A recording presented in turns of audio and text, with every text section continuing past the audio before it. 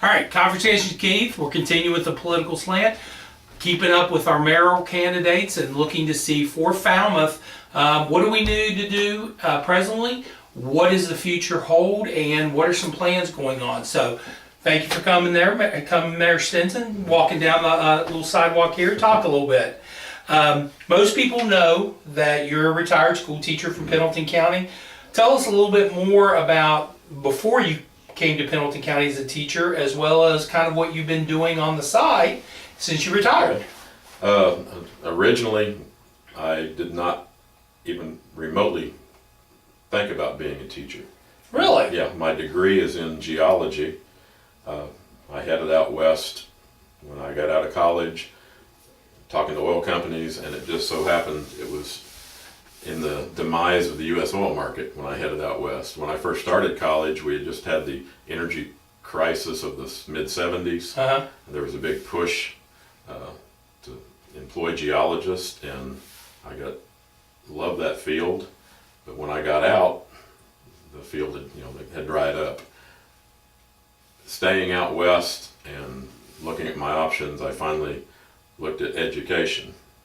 And my wife was a teacher, and I thought, well, if I become a teacher, we'll be on the same schedule. And so that's in 1984 is when I got my teaching. I had to go back to college. Yeah. Got my teaching certification and started teaching then. Loved it. Got my master's degree while I was in Texas. Taught 3 years in Texas. Moved to Florida because once our relatives came to Texas to visit, they didn't want to come back. Why didn't they want to come back? It's big and hot and miserable, and then there's summer. Gotcha. But we had relatives in Florida, so we thought we liked the warmer climate, and our relatives loved coming to Florida, so we moved over to Florida. While we were over there, my dad retired and moved back to Indiana. My aunt and uncle got transferred, and now we're left alone in Florida. But we decided in 1990 that if we were going to get closer to our relatives up north, that was the year we needed to do it, for the girls got in school, and so I just flooded school districts in Indiana, Kentucky with my applications and resumes, and Grant County called me. In 1990, we came up, interviewed, they hired me on the spot. We moved up, and the day after we got here, the principal showed up at our door wanting Carla, my wife, just as a long-term sub. Grant County principal? Grant County principal. Mm-hmm. And then we spent, I worked for 6 years for Grant County, but in '93 we found the home over here in Falmouth. And that's when we bought the home on Maple Avenue and kind of got settled down there. I started to teach for Pendleton County in '96. Of course, the spring of '97 was the flood, and of course I was teaching at the old middle school. And my room was in the basement. So yeah, I had about 3 feet of water and sewage in there. Lovely. Yeah, very lovely. But no, I just wrapped up 21 years with Pendleton County, 33 years total of teaching experience. Have always had a love of woodworking, and we started our little venture into woodworking about 4 years now, 4 years ago. And just kind of... Self-taught? Yeah, well, pretty much. I had a stepfather who had a wood shop, but he pretty much set it up after I moved away from home.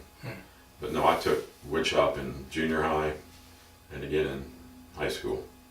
So I've always been in tune with the wood shop. And then when Don England was alive, he had the shop south of town. I spent a lot of time out there. As a matter of fact, he just gave me the keys. If you want to go make something or work on something, I'd go out and do my own thing out there, repaired antiques, refinished antiques. And that's kind of what I thought I was going to do when I retired, but with the recession, the antique market tanked. Oh. I always come in at the wrong end of something. Okay? So, no, that's when we got into the country primitive stuff, and I love a good challenge, and it was very challenging at first, trying to create things out of initially tobacco sticks and barnwood and pallets, and I've moved on to whiskey barrel staves and live edge pieces, and I do small furniture, but not been very good. How do you get your ideals for those things? Ideas? Yeah. Pinterest, Google Images. Yeah, I tell people I'm not creative, I'm not artistic by any means, but I'm a pretty decent Xerox machine. I can take somebody else's idea and figure out how to make it. Gotcha. So your path, really, to tie this back around to where we're going to go with some questions on the mayor race, your path is very similar to the people we want to draw into Pendleton County. You found a nice home, you moved over here, mm-hmm. You've now created a business, mm-hmm. Working. I mean, and really and truly, you and your wife are kind of the example of people we want. We want to retain the people that are from the county, mm-hmm. but this is the type of people we want to attract. Well, yeah, I grew up, truthfully, on the west side of Indiana, basically in the middle of a cornfield. Okay, and then having lived near Houston, Texas, and near Jacksonville, Florida, we kind of fell in love with Falmouth. We called it Mayberry. Mm-hmm. You know, we found our Mayberry, and that's what we grew up with, was Andy Griffith and Mayberry, and that whole concept of small community, tight knit. You knew your neighbors, you neighbored with them. Yeah. No, we found the home there on Maple, and believe me, it did not look anything like it looks now. A lot of sweat equity was put into that. Matter of fact, a lot of the local kids called it the haunted house because it sat empty for several years. But now we've completely changed how it looks. I won't ask you to identify who in this city is the Barney Fife or the Goober or the Gomer. I won't ask you to go there.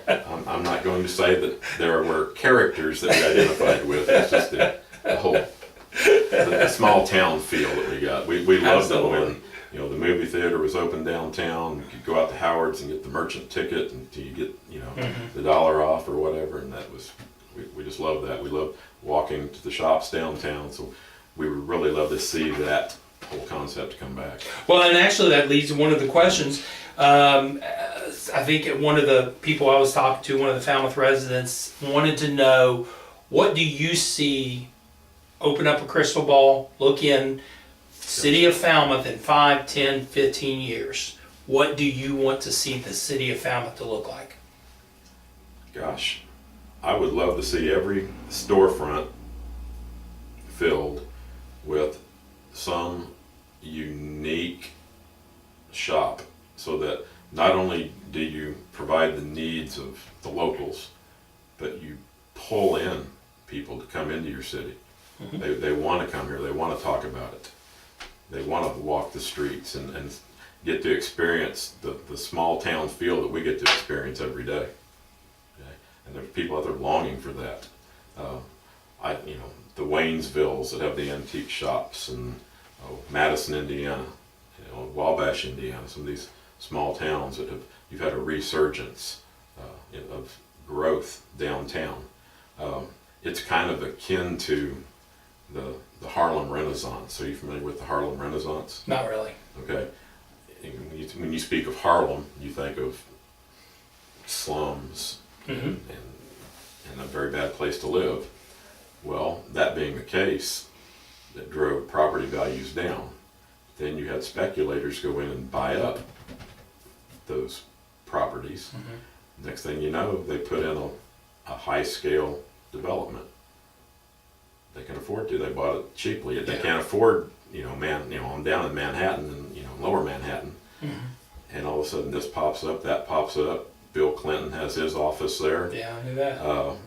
And then you have this whole renaissance or rebirth of the Harlem district. So now when you go to Harlem, it's this massive growth going on.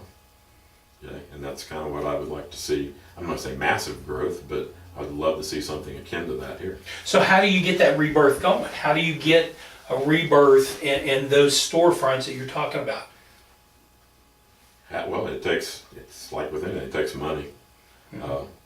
I appreciate anybody that wants to tackle that. I wish there were something that, the city can do very little to help with, especially, monetarily. But, we can work with people when they come. The main thing is to work with us. work with planning and zoning. Planning and zoning's, like I say, they're to help. They're there to help. They're not there to hinder. Okay, I've heard that term, planning and zoning. Mm-hmm. Who is planning and zoning that the city would want to work with, and how, in the position of mayor, do you create business incentives so that people are wanting to do that? Yeah. Or maybe removing regulation, maybe that's it. Yeah. Like I say, some regulation comes from the state. We can't really remove that. Some regulation comes with the fact that we're in a floodplain. That's true. And again, we can't remove that. Now, planning and zoning is there they're looking into the future. They're there to make, as we do progress, that things are done correctly, in a positive manner, because we're thinking to the future in planning and zoning. We're not thinking to the past or even the present. Okay? And planning and zoning, of course, we keep saying like it's a separate entity. It's part of our town. It's part of our county. It's ran by, of course, Brian Thompson, and he's also our floodplain administrator. But no, it's a matter of, okay, if there's a problem or an issue, come to Brian, come to me, come to the judge. See what we can do to work things out. Okay. People are here to work with you, not against you. Gotcha. Now, a lot of people have sent questions or made comments to me about increasing more businesses. The things that they have brought up is the properties that are ran down and those kind of things. You've got the building that used to be Hardee's, used to be Subway. It's a prime location, Exactly. sitting vacant, as well as other businesses throughout. What can the city do, mayor, city council together, what kind of environment can you all create in the next 4, 8 years, 10 years to encourage businesses to use or business owners to get those properties and create something? Okay. What my focus on is developing property that's not in the floodplain initially. Okay. Okay. Where is that? That would be up, we call it the Clee property, or out near the Dollar Market. Okay. Yeah, that's all out of the floodplain. It's in the city limits, but get a resurgence there, and it will spill over to other places. Right now, we've got the old dollar store. Okay. Okay, across from Barnes's. Okay, we've got AutoZone, I believe, is going in there. Okay. Of course, Tony's Old Steakhouse has just recently been purchased, and they're looking at redoing and putting a restaurant there. Like I say, the property, believe me, Dunaway and the Fishers have been really pushing the property there at the old Subway. Okay, the building needs some repair. I think the roof needs some help, but that's in that owner's hands. Yeah. It's up to him. We've had some businesses look at it. I think Wendy's may have looked at it, and they did a traffic count, and they just said there wasn't enough traffic, and I have a hard time believing that. I know McDonald's is getting ready to do an expansion and a remodel at their facility. So no, there is things are starting to move, starting to shake. Really getting excited about the vertical farm here. Yeah. And what that can pull in as far as agritourism is concerned, plus the fact it's a business in itself. We've got, and that turns into a good working business. Then the property value of that business goes up, and not only the amount of jobs that are being created, but by the property value going up, it then generates more income for government to provide and do jobs and those kind of things. Yeah, I've heard some rumor. I haven't spoken to Ross Shively's the gentleman that's kind of overseeing it, but initially they were talking about employing like 35 people. And I've heard that number has grown substantially. That's the same thing that Tim King has been our contact to work and talk with Mr. Shively and also with Anthony Strong, who obviously was several conversations, and they had passed that information on, that he's very excited about what's going Sure. on. And There was a big concern here for the past, let's say 7 to 8 months. We were kind of out of the loop and we didn't see anything really happening, and people kept asking me, what's going on with that? Well, initially they were procuring engineers, and they had it narrowed down to 3, and they were still working on engineers. The last thing I heard was now they're working on contractors. So there was a lot of initial legwork that had to be done before they could put a hammer and nail to the place. Okay, but I noticed there's some stakes up now out. They've already started planting the greenhouses. They always talk to me like there was phase 1, the building, and phase 2. And it seems to me that they're starting to move even on phase 2 now. Yeah, I think that I agree with that. I think they flipped, and maybe phase 2 is the greenhouses are going to come first before the building. Those kind of things. One of the things that I wanted to talk about is to kind of give a good understanding. I know me and you've talked about it, but giving a good understanding about the role of the mayor in day-to-day activities, and then the role of the mayor at city council meetings. The mayor's role is to basically is kind of the manager of the day-to-day business of the city. And unlike other cities, the mayor has to be manager of not only the police department, fire department. We manage a water plant that produces water for the most part, the entire county. We have to manage a sewer plant that has to process all the sewer. We're managing a garbage service. Plus we got to manage all the general maintenance in a city, the streets, the water lines, sewer lines. We've got the electricity, so we've got an electrical grid that's got to be managed. That's huge, okay? So on a day-to-day basis, what do I do? Well, that's my philosophy is I let my supervisors of each of those departments run their department, okay? I told each supervisor when I first took over a year ago, I'm not here to tell you how to do your job. I don't know how to do your job. I can't tell you how to run a PD or an electrical grid.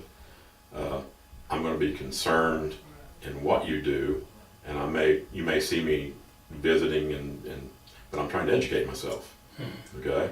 But it's your department. You have to run it. I'm here to help you run your department, help you get the things you need to run your department, okay? When it comes to hiring folks, if you want me to sit on the interview, that's fine, but I expect you to interview them because you know what questions to ask them because you know what your job entails. I don't, okay? I can sit there and, I can ask questions too and give my opinion later, but I said, you have to be happy because you have to work with them on a day-to-day, not me, okay? So I basically told each supervisor that it's their department, and that's been great, okay? It's worked out fantastic. My PD is top notch. My PD, my police department. Department, okay. When you're around these guys, each department has their acronyms. Yeah, so if you hear me say SO, that's Sheriff's Office. Gotcha. I had to learn a whole different set of alphabet soup from education. Okay. Yes. Yeah. Well, matter of fact, I met today with some people from KYMEA, the new electrical consortium that we've joined, and was asking for some explanation. And first of all, you got to learn their jargon. Yes. Okay, like de-pancaking. I don't know what that is. And then she started throwing in acronyms, like MISO, and I'm like, okay. You got to remember who you're talking to here. Yeah. Okay? I appreciate that because Jesse, our ad person, and Neil, our publisher, will be having a conversation with the 3 of us, and they'll get done, and I'll look at them and say, okay, you just spoke Russian to me for the last minute. I have no clue what you mean. Yeah. And so they're back unpacking all the different technical terms. Okay. And I'm going, oh, okay, now I understand. But I'm like, The one department that I really found my niche in was the water/sewer. there's a lot of chemicals there. My background is chemistry. Yes, yeah. So I can talk their talk. I know what they're saying. And that, I know a year ago, I went out to take a tour of the sewer plant. And the gentleman out there, Conrad, I kind of startled him, I think, because he didn't know what to think. That, there I stood, and he was kind of quiet at first. And I said, "Can you just give me the nickel tour? I've never been out here." And he goes, he's been working out there, I don't know, 13, 14 years. He said, "You're the first mayor that's ever came out and actually shown an interest and wanted to know what we do." I said, "Well, yeah, I need to know, because if you guys are going to tell me that your clarifier broke down, or your this broke down, or that broke, I want to know what you're talking about." Yeah. Okay? So I now have a pretty good grasp of the workings of a sewer plant. Okay? And of course, the science and chemistry part of it, yeah, I knew that part, but the actual physical workings, I didn't know what a clarifier was. Yeah. So I went out there, okay, here's a clarifier. They actually had one that was completely empty, so I could see that it's this massive thing. Okay? Gotcha. Yeah. When they're full, it look like a big goldfish pond. But you don't realize what it's doing, how deep it is. How deep is it? Oh my gosh, it probably goes down close to 20 feet. Really? Oh yeah.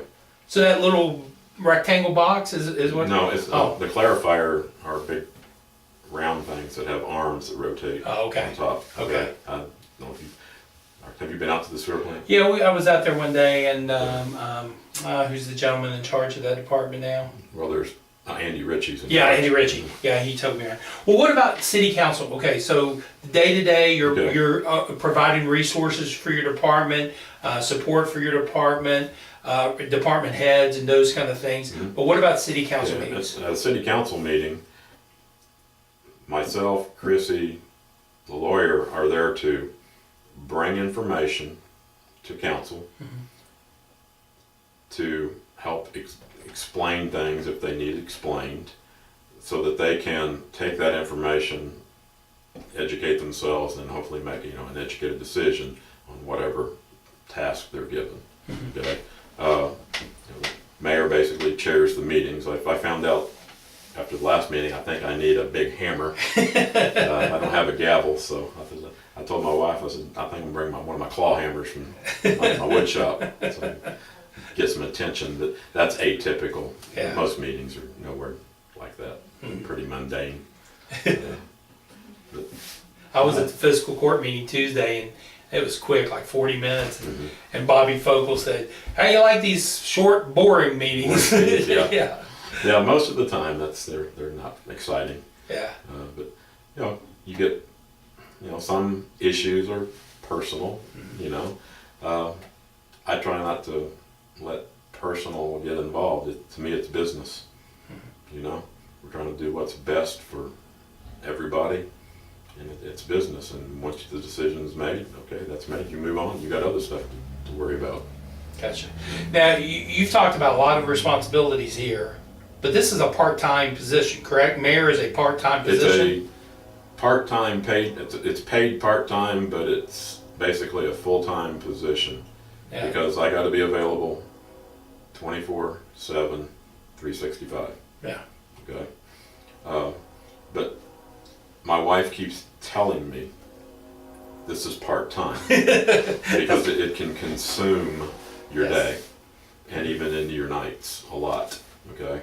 But I'm not in it for pay. I'm not in it for title.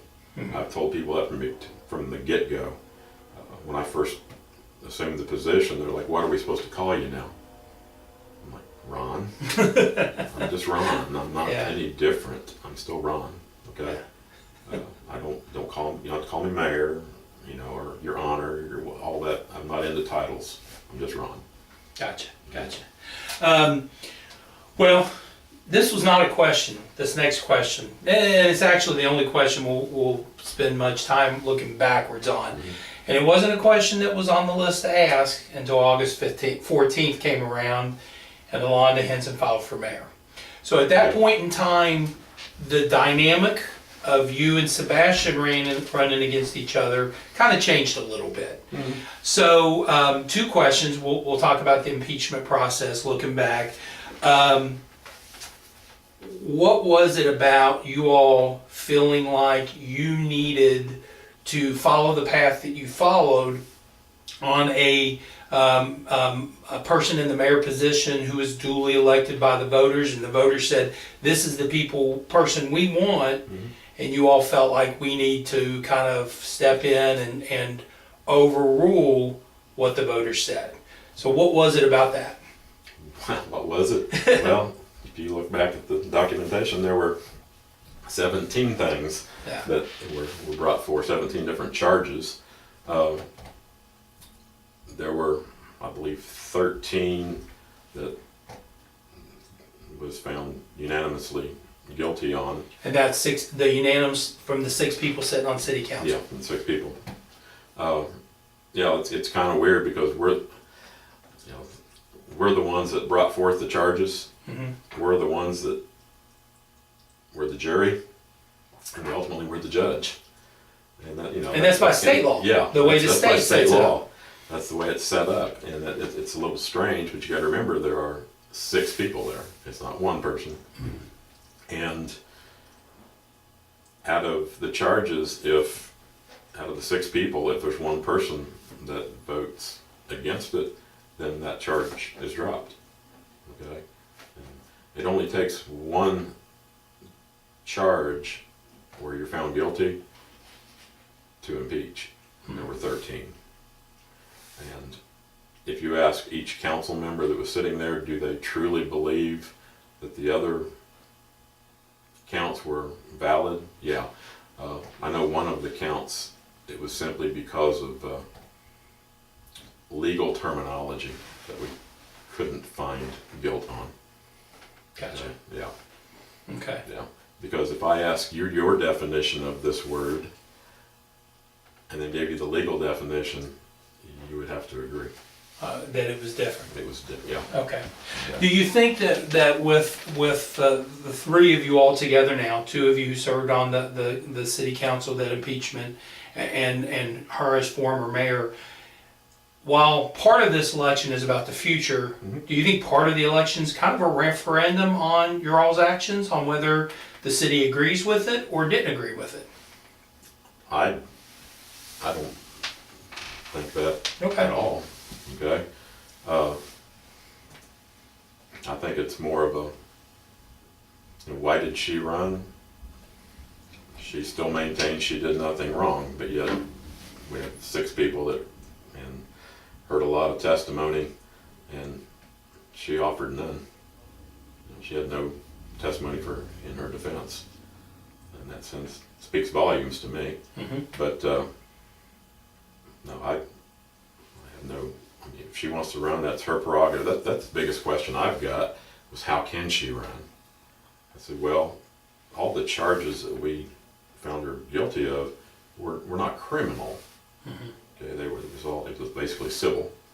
Okay, there were some possible criminal things that were sent on to the Attorney General's office, and they, I guess, didn't act on them or chose not to. I know that they were supposed to be meeting with the Commonwealth Attorney last spring and called and postponed the meeting. Okay, and everything has just been sitting with Judge Delaney. She filed an appeal with Judge Delaney, and it's just been sitting. Yeah. So that's all I know about that. But no, I mean, I believe me, when I first heard that she was filing, I asked the city lawyer, I asked Bob Bathalter, and they both gave me the same answer. There was nothing criminal, and it was civil, so she can file. All right.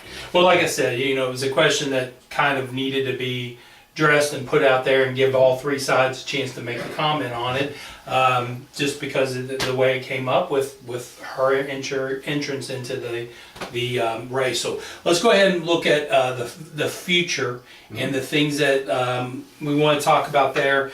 I guess let's go ahead and talk about utilities. That seems to be, over the last 3 or 4 months, that's just what you're all having to spend, seems to be 95% of your time on. What is the infrastructure like presently and what is going to happen in the next 5 to 10 years to get this city to a place that you can make the jumps you want it to be? Well, first off, let me phrase it this way.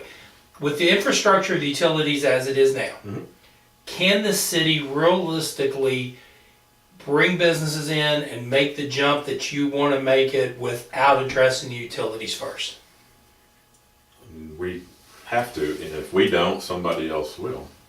What do you mean by that? Well, when it comes to our sewer system, right now we have so much fresh water getting into the sewer system. It's called I&I, inflow and infiltration, okay?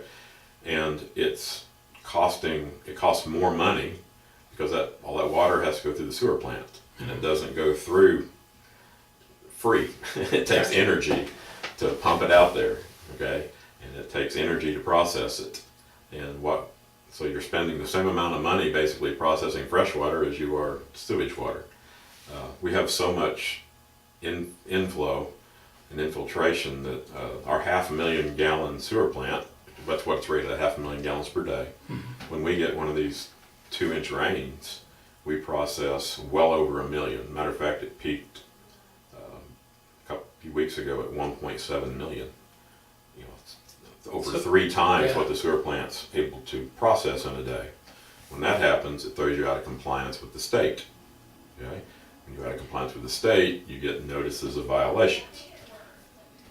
After so many notices of violations, now you get called to Frankfurt, and then you basically get told you're going to fix this. So how's this fresh water getting in and causing the problem?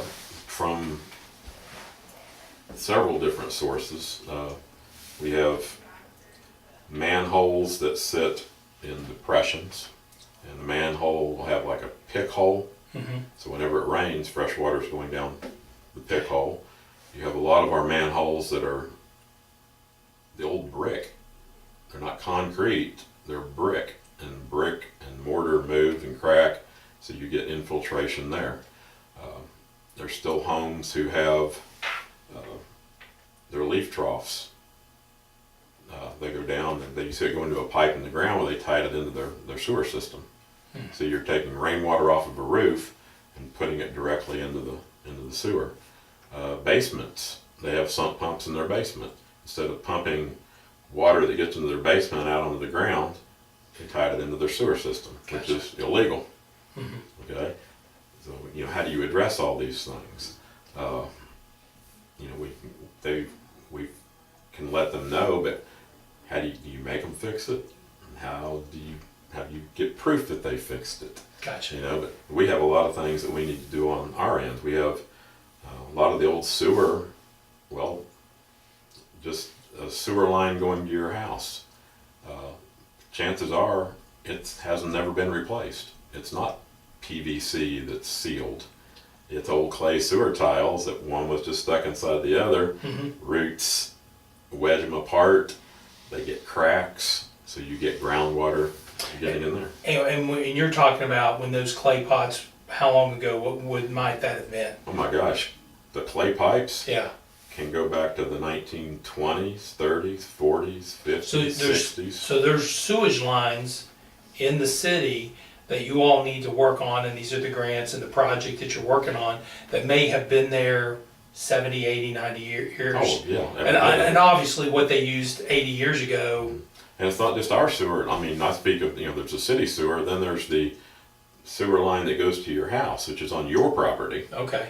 Okay, which is still clay tile. Gotcha. So even if we replaced every sewer line in the city streets and had it nice, brand new, we would still have infiltration and inflow because of all the old private sewer lines.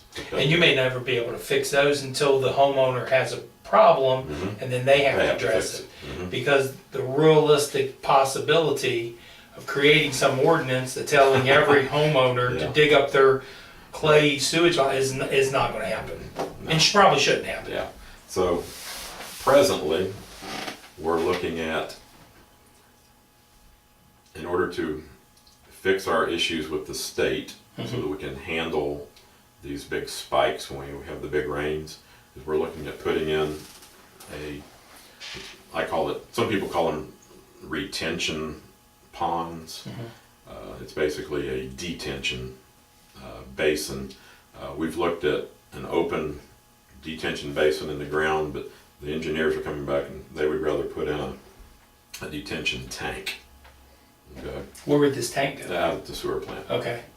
So it would still be open to the air, but it would be out there. There's a diverter box so that when you get too much flow, you can divert part of it over into the tank.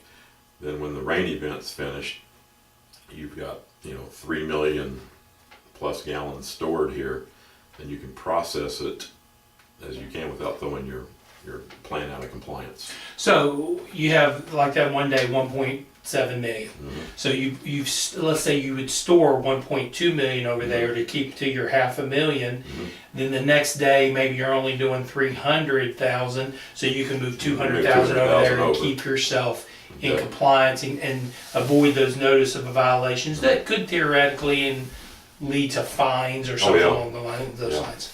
Yeah, like I say, when I first took over a year ago, within 2 weeks I was called to Frankfurt due to some notice of violations and a fine issue. How much fine we talk about? Initially, well, it could be as much as $25,000 a day. A day? Yes. That's a nasty little fine. Yeah, they have, that's the kind of power that they have. They can fine you that much. After our meeting with them, they initially proposed a $5,000 fine, but they told me to come back and try to take care of some issues and then give them a number that we would be comfortable with. Well, I come back and I sent them back a number of 2,000, and I said, look, we've came back and we've fixed some of these issues already, and I've got more issues to fix, and you're taking money from me that I need to fix these issues with. So, I said 2,000 is what we'd be comfortable with. And they came back and said, well, no, 3,000. Well, I came back and said, well, can I give you 1,500 now and 1,500 in 6 months? And I said, well, sure. Okay, so we've kind of... How many days was it? You said $1,500 a day? No, it was just just flat total. fee. That's what I said. Flat fee. Okay. It could have been 25,000. They have the ability to do that. Okay. But in this case, they were going to drop a $5,000 fine on us. It could have been a lot more. Gotcha. Could have been. All right. And that's kind of one of the underlying reasons too that you have to address the utilities. Not just for the obvious things going on here, but you've got Big Brother, well, the EPA, and the state saying this has got to be done. Yeah, they have a division of in the division of water, there is one department simply called enforcement. And this is just sewage, correct? That's all I'm referencing right now is sewage. Yeah. So what issues do you have that needs to address? And I guess the project you're working on is water and sewage at the same time. That's what we ultimately want to see, but we've got to look at what can we afford. Ultimately, we would love to do a $15-20 million project and fix everything. Yeah. That's not going to happen. Okay. You can only fix what you can afford. And so we're right now with the preliminary engineering report. That's what they're going to come back and tell us. Here is priority number 1, priority number 2, down the line. Here's what it's going to cost to fix these things. Here is what you're going to have to adjust your rates in order to have the revenue coming in to pay the note. Gotcha. So when they say they're going to rank them, is that areas of the city that they'll rank? Well, that's another thing they've got to do. They're looking at, basically they're thinking little drainage basins. Okay, which drainage basin is the worst? Where are you getting the most, inflow and infiltration at? There could have been a part of the city where, in the past, Gary may have done a lot of work on this himself, and the crew, and they've already replaced some of this. So that's not a big focus. Here's an area where there hasn't been as much work, and that's where we're getting a lot. As a matter of fact, last week, they went out to the industrial park. Remember, after the flood, they put in Mm-hmm. the trailer park there, Mm-hmm. and they did a smoke test out there. And in that big open field, it looked like geysers going off. Right. The smoke coming up. And those are all leaks All on individual leaks. pipes Yeah. that were probably going to where a trailer was. Yep. Okay. I was, at first wasn't sure. They sent me a quick little video, Mhm. on my phone. I was trying to figure out what is it I'm seeing here. Yeah. Well, then found out that they were did some smoke testing out there, and it was just smoke was shooting up everywhere like geysers. So almost maybe that whole trailer park has to be, or the industrial park now. What they need to do is, it's not so much as hit each individual spot as to go to the main where it hooks into the main, cap that off. Oh, and just shut it down. Yeah. Okay. All right. What about, okay, we've talked about sewage, water. What about electric? What's the status on it? Okay. Well, on May 1 of next year, 2019, we will move from getting our electricity from KU to an electrical consortium called KYMEA. It's a group of 11 municipalities, some most bigger than us, some similar to us, that each one had their own electrical grid, provided electricity for their customers. And we kind of joined together, and we're now acting as one big electrical company where we can shop where we get our bulk electricity from. So we're not just tied to one provider. We can actually buy excess electricity from many different power companies. We can even get some, if there's a lot of solar going in now across the Commonwealth. We're actually tying in and getting some energy produced from solar energy. So what does that mean for the residents? That means we will be able to control and stabilize our rates much more so than when we were with KU. Because KU determined how much they were going to charge you all. Mhm. And you're hoping since you will have more options, when you sign the contract, how long is the contract for whoever you're buying electricity from? That's all decided. We have a seat on the board, Mhm. okay? And with each board meeting, they vote. Gotcha. So it's to be They- determined. Okay, all Okay. right, okay. Any other issues there before we move on from roads, let's talk about roads. What's the status of the infrastructure of the roads? Any upcoming projects there, anything that you're looking to need to With do? roads are kind of the icing on the cake. You gotta bake the cake first. Well, you gotta fix, if you're gonna be replacing sewer lines, water lines, you gotta get those replaced before you go. Because you're gonna be digging up the Digging roads up in roads. some shots, Yeah. okay. And right now, with the financing, we're looking at doing in a couple phases. We're doing a phase one where we're trying to get the detention container placed out there. We've also got to rehab, we call it the Shoals Tower out by Hammerstrength. There's a water tower on the west side of 27. That tower has to be rehabbed. That means repainted and resealed. And that was one of the notice of violations that the state had given you. With the state, So yeah. you're saying we have to because Yeah. the state is saying, do this and holding that $25,000 a day potential fine. Yeah, we've got that water tower that has to be done. We have two water towers, small water towers, they're called clear wells behind the water plant. Mm-hmm. We did one last fall, a year ago. We did rehab one of those. The second one was supposed to have been done, I think, this year. But with this project that we're starting, we're looking at encompassing it into that project.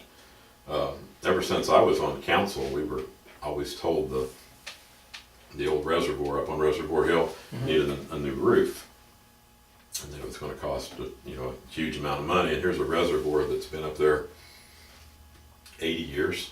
Wow. Yeah. But our guys went up and actually did some work themselves, and when the state came back and looked at it, they said, "Oh, it's fine." Good. So Good. right now it's good. And the engineers looked at it and they said, if they were going to do anything, they would just soon put in a new reservoir as to try to rehab the old one. They'd probably spend about as much money. Yeah. But it's workable, it's But right fine, now, it's she said safe, it's fine. everything's Yeah, good with it. everything's fine. You know, everybody was pleased.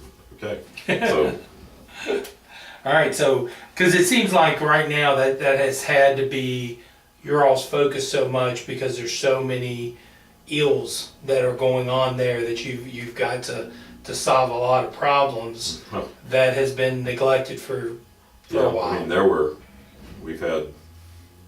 we have several pump stations. I think there's 7 pump stations around town. When I say pump stations, I'm talking sewage, where it has to be pumped back, has to be pumped through the system.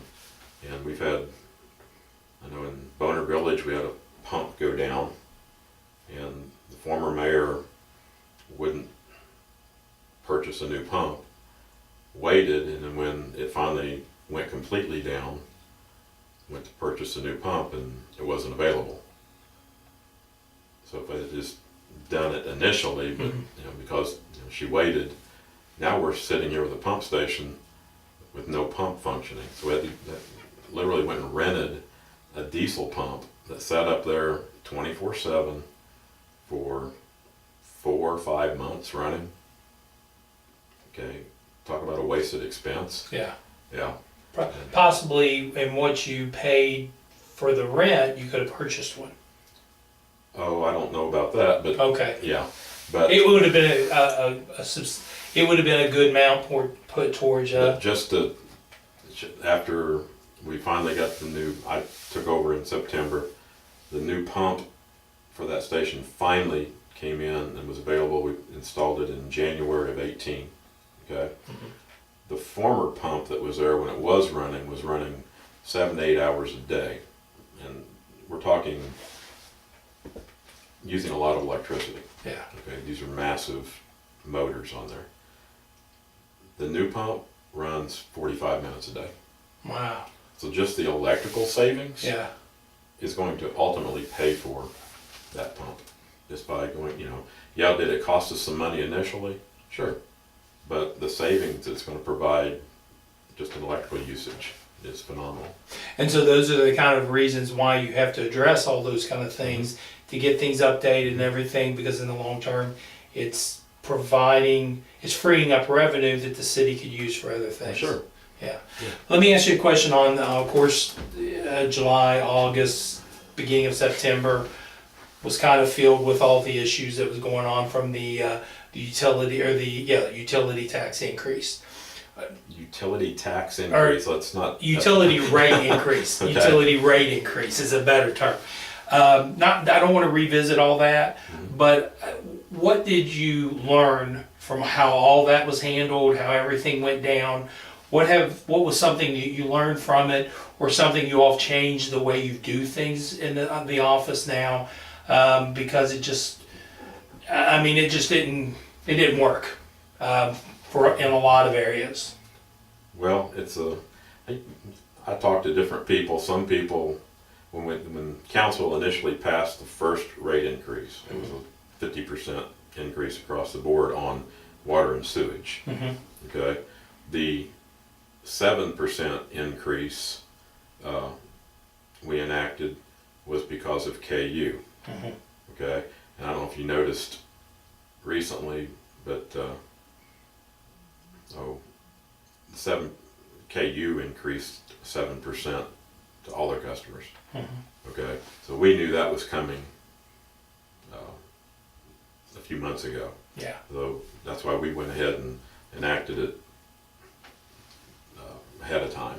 Well, not really ahead of time, but like Cynthiana, just their customers just did get their notice. Okay, that their utilities increasing 7%. But again, that's coming from KU. And that's the electric. That's the electric, yeah. From the water and sewer, we learned that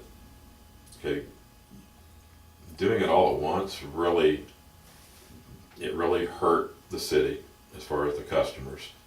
But it was, I called, when I was interviewed by the news stations, I said it was kind of the perfect storm. it's one of your highest usages of the year, is, midsummer.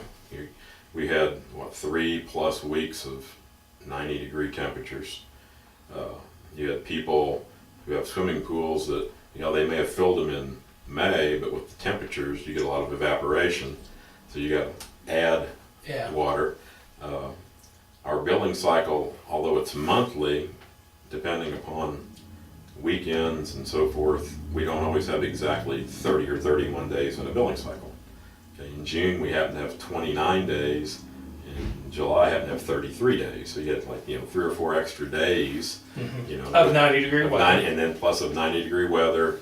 And people really haven't paid much attention to their usage.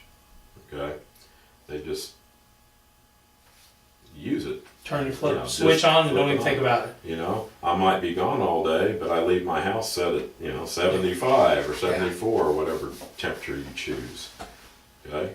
Now that I'm retired and kind of on a fixed income, like I said, I've told people all along, I have one of the bigger homes in Falmouth, but I have probably one of the more affordable utility bills, because I've done things to my home to make it more efficient, and we watch our usage, because ultimately it hits your checkbook. Yeah. Okay? When people were, complaining about their $500, $600 utility bill, and I'm like, good grief, what are you, how are you spending that, Yeah. And I looked at, my home, and it was, that same month, it was $250. And then I talked to, our city attorney, he lives in northern Kentucky. I said, my bill was $250. He goes, but that was for everything, right? Water, sewer, garbage. He goes, yeah. He said, my electric bill was $300.